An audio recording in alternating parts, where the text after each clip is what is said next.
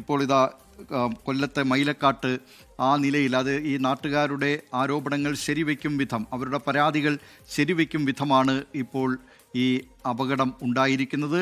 മൈലക്കാട്ട് നിന്ന് അരുൺരാജ് തുടരുകയാണ്. അരുൺരാജ്, ഇപ്പോൾ എന്താണ് അവിടെ നിന്ന് നൽകാൻ കഴിയുന്ന ഏറ്റവും ഒടുവിലത്തെ വിവരങ്ങൾ? ദിലീപ്കുമാർ, ഇപ്പോൾ ഈ അപകടത്തിൽപ്പെട്ട 4 വാഹനങ്ങൾ, അതിൽ 3 പൂർണ്ണമായി ഇപ്പോൾ എടുത്തു മാറ്റിയിട്ടുണ്ട്. ഒരു വാഹനം കൂടി ഇനി എടുത്തു മാറ്റാനുണ്ട്. അത് ഉയർത്താനുള്ള നടപടികളാണ് ഇപ്പോൾ തുടരുന്നത്. സ്കൂൾ ബസ് മറുവശത്തു കൂടി ക്രെയിൻ ഉപയോഗിച്ച് അവിടേക്ക് എത്തിച്ച് ആ സ്കൂൾ ബസ് എടുത്തു മാറ്റുകയായിരുന്നു ചെയ്തത്. അതിന് മുന്നിലുണ്ടായിരുന്ന കാറും ഇപ്പോൾ പൂർണ്ണമായി എടുത്തു മാറ്റി. പക്ഷേ അവിടെ ഉണ്ടായിരുന്ന ഒരു കാർ കൂടി ഇനി എടുത്ത് മാറ്റണം. അതിനുള്ള ഒരു ശ്രമകരമായ ദൌത്യമാണ് ഇപ്പോൾ ഫയർഫോഴ്സിന്റെയും പോലീസിന്റെയും നാട്ടുകാരുടെയും ഭാഗത്ത് നടക്കം തുടരുന്നത്. പക്ഷേ അത് എത്രത്തോളം വിജയിക്കുമെന്ന ആശങ്ക ഇപ്പോൾ അവരെ സംബന്ധിച്ചുണ്ട്. കാരണം ഈ തുടർന്നും ഇത്തരം ചലനങ്ങൾ ഉണ്ടാകുന്നതിനാൽ അത് ഒരു ആശങ്കാജനകമായി തന്നെ നിൽക്കുകയാണ്. അതിനുള്ള ക്രമീകരണങ്ങൾ ഒരുക്കുകയും ചെയ്യുന്നു. ഒരുപക്ഷെ ഈ മഴ കൂടി ഉണ്ടായാൽ അത് കൂടുതൽ അപകടങ്ങളിലേക്കടക്കം സാഹചര്യങ്ങളെ നയിക്കും. അതുകൊണ്ട് കൃത്യമായൊരു പരിശോധന നടത്തി അതുമായി ബന്ധപ്പെട്ട സേഫ്റ്റി മെഷേഴ്സ് ഉറപ്പുവരുത്തിയ ശേഷമായിരിക്കും ഇതുമായി ബന്ധപ്പെട്ട തുടർ കാര്യങ്ങൾ ഇപ്പോൾ ഉണ്ടാവുക. എന്തായാലും സ്ഥലത്ത് ജില്ലാ കളക്ടർ അടക്കം ക്യാമ്പ് ചെയ്തുകൊണ്ടാണ് ഇക്കാര്യങ്ങളിലൊരു ക്രമീകരണങ്ങൾ ഇപ്പോൾ നടത്തുന്നത്. തുടക്കത്തിൽ നേരത്തെ നമ്മൾ സൂചിപ്പിച്ചതുപോലെ തന്നെ നാട്ടുകാരും ഈ അപകടത്തിൽപ്പെട്ടവരും നടത്തിയ സമയോചിതമായ ഇടപെടൽ, അതുകൊണ്ടാണ് വലിയ അപകടങ്ങളിലേക്ക് ഒന്നും തന്നെ കാര്യങ്ങൾ പോകാതെ ഈ ജീവൻ രക്ഷിക്കാനടക്കം കഴിഞ്ഞത്. അല്ലെങ്കിൽ മറിച്ചായിരുന്നുവെങ്കിൽ അത് നമുക്ക് ചിന്തിക്കാൻ കഴിയില്ല.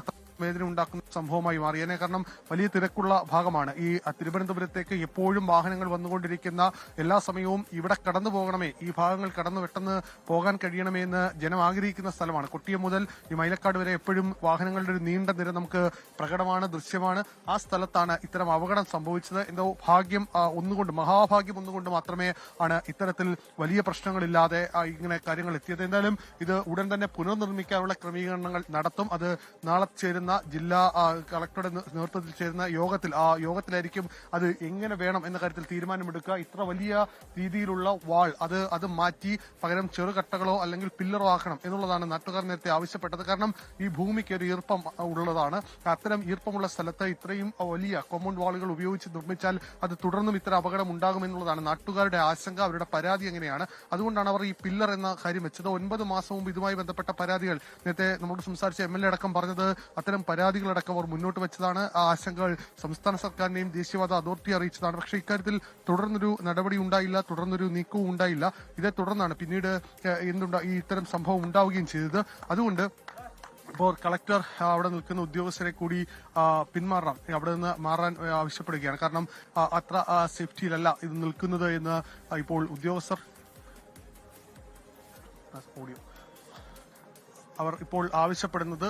ഉദ്യോഗസ്ഥരോടക്കം അത് അവിടെ നിന്ന് മാറാൻ ഇപ്പോൾ കളക്ടർ ആവശ്യപ്പെടുന്ന ദൃശ്യങ്ങളാണ് ഇപ്പോൾ പ്രേക്ഷകർ കാണുന്നത്. കാരണം അവിടെ പോലീസ് ഉദ്യോഗസ്ഥർ ക്യാമ്പ് ചെയ്യുന്നുണ്ടായിരുന്നു. കൊട്ടിയം CI പ്രദീപ് അടക്കമുള്ളവർ അവിടെ ക്യാമ്പ് ചെയ്തുകൊണ്ട് ഇതിന്റെ വാഹനം അവിടെ നിന്ന് മാറ്റാനുള്ള ശ്രമമായിരുന്നു നടത്തിക്കൊണ്ടിരുന്നത്. പക്ഷേ ഇപ്പോൾ ഇതുമായി ബന്ധപ്പെട്ട പരിശോധന ഈ ദേശീയപാത അതോറിറ്റി നടത്തിയ ശേഷം അവർ പിന്മാറണം, അവിടെ നിൽക്കരുത്, ഒരുപക്ഷെ വീണ്ടും ഇത്തരത്തിൽ ഇടിയാനുള്ള സാധ്യതയുണ്ട് എന്ന ആശങ്ക ഇപ്പോൾ അവർ പങ്കുവച്ചു. അതുകൊണ്ട് ഉദ്യോഗസ്ഥരെ കൂടി ഇപ്പോൾ അവിടെ നിന്ന് മാറ്റുകയാണ്.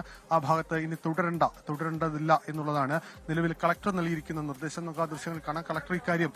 കളക്ടർ ആ കാര്യം ഒരു വ്യക്തമായി തന്നെ ഒരു നിർദ്ദേശമായി തന്നെ ഒരു ഉത്തരവായി തന്നെ കാര്യങ്ങൾ പറയുകയാണ്. കാരണം ഇതിൽ ആദ്യഘട്ടത്തിൽ ഫയർഫോഴ്സും അതുപോലെ ദേശീയപാത അതോറിറ്റിയും ആ സ്ഥലത്തെത്തി ഇതുമായി ബന്ധപ്പെട്ട ചില ആശങ്കകൾ, ചില കാര്യങ്ങൾ അറിയിച്ചു. അതോടെയാണ് ഈ സ്ഥലത്ത് നിന്ന് ഇപ്പോൾ മാറ്റാനുള്ള തീരുമാനം എടുക്കുന്നത്. ഇനിയിപ്പോൾ ഇതുമായി ബന്ധപ്പെട്ട് തുടർന്ന് സർ രാത്രി എന്തെങ്കിലും നടപടി ഉണ്ടാവും? രാത്രി അവര് ഈ പബ്ലിക് എല്ലാം ഇവിടുന്ന് മാറിക്കഴിഞ്ഞാൽ അതിന്റെ കാര്യങ്ങള് അവരിപ്പം ഇപ്പൊ വരുന്നുണ്ട്. പിന്നെ PD ഇങ്ങോട്ട് വരുന്നുണ്ട്. രാത്രി തന്നെ ഇതുമായി ബന്ധപ്പെട്ട പ്രവർത്തനങ്ങളിലേക്ക് കടക്കുക ചെയ്യാന്നാണ് പറയുന്നത്. നോക്കാം. ഈ തുടർന്നുള്ള ചലനങ്ങൾ അത് വീണ്ടും സാധ്യതയുണ്ട്. നമുക്കെങ്ങനെ പറയാൻ പറ്റും? അതൊക്കെ സാങ്കേതികമായിട്ടുള്ള കാര്യങ്ങൾ അവരാണ് പറയുന്നത്.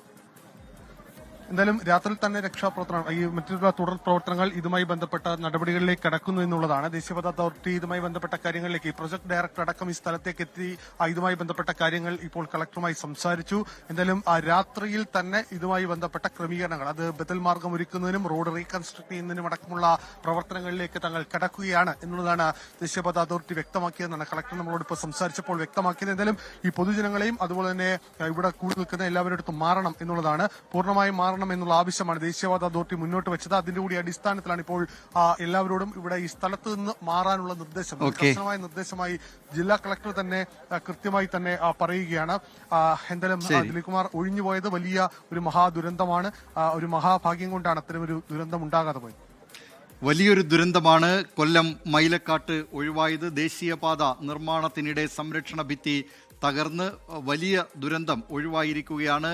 അതുവഴി കടന്നുപോയ സ്കൂൾ ബസിന്റെ ഡ്രൈവറുടെ അടക്കം സമയോചിതമായ ആ തീരുമാനങ്ങളാണ് ഈ വലിയൊരു അപകടത്തിലേക്ക് കൊണ്ടുപോകാതെ ആ വാഹനങ്ങൾ അവിടെ നിർത്തി അവർ വലിയ ദുരന്തം ഒഴിവാക്കുകയാണ് ചെയ്തത്. ഇപ്പോൾ ജില്ലാ കളക്ടർ അടക്കമുള്ളവർ അവിടെയുണ്ട്. തുടർന്ന് സ്വീകരിക്കേണ്ട നടപടികളെക്കുറിച്ചൊക്കെ അവർ ചർച്ച ചെയ്യുന്നുണ്ട്. നിരവധി പ്രതികരണങ്ങളാണ് ഇതുമായി ബന്ധപ്പെട്ടൊക്കെ 24-ന്റെ സോഷ്യൽ മീഡിയ പേജുകളിൽ നിറയുന്നത്. ലോകത്തെവിടെയായാലും ഏത് സമയത്തും 24 വാർത്തകളും ഓഗ്മെന്റഡ് റിയാലിറ്റി പാക്കേജുകളും എക്സ്പ്ലെയിനറുകളും വിശദമായി കാണാൻ ഞങ്ങളുടെ യൂട്യൂബ് ചാനൽ നിങ്ങൾക്ക് സബ്സ്ക്രൈബ് ചെയ്യാം.